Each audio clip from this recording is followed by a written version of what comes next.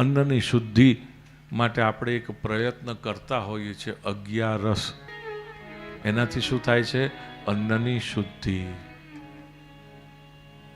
અન્નનો જેટલી વાર ત્યાગ થાય છે, ગ્રહણ નથી કરતા આપણે, ત્યારે અન્નની શુદ્ધિ થાય છે. એટલે અગિયારસ મહિનામાં 2 વખત બરોબર વચ્ચોવચ આવે કે જેથી કરીને 11 ઇન્દ્રિયોને શુદ્ધ કરવાનું. જ્ઞાનેન્દ્રિય, કર્મેન્દ્રિય અને 11મું મન, 5 5 અને 1, આ 11ને પવિત્ર કરવાનું પર્વ એટલે એકાદશી.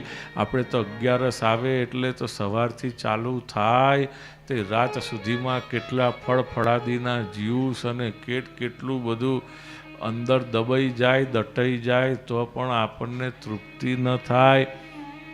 અને એકાદશ્યામ નિરાહાર સમભ્યર્ચ જનાર્દનમ.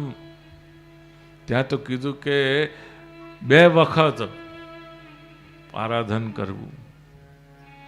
ભો, હે જન માણસ. દ્વિ એટલે 2 વખત ભજન કરવું એવું કહ્યું હતું.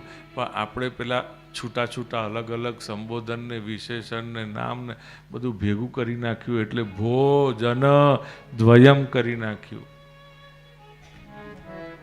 પેલો પૂછવા ગયો હતો ને પોઠ્યો, કેટલી વાર ખાવું કેટલી વાર નાવું. ઊંધું ઘાલીને ગોખતો આવતો તો વચમાં પથરો આવ્યો, ગોઠીમડું ખાધું અને બધું બદલાઈ ગયું. 3 વાર નાવું ને 1 વાર ખાવું એને બદલે થઈ ગયું 3 વાર ખાવું ને 1 વાર. કેટલા ખુશ થઈ ગયા નહીં? 1 વાર નાવાની વાત આવી તો આપણી વૃત્તિ કેવી છે?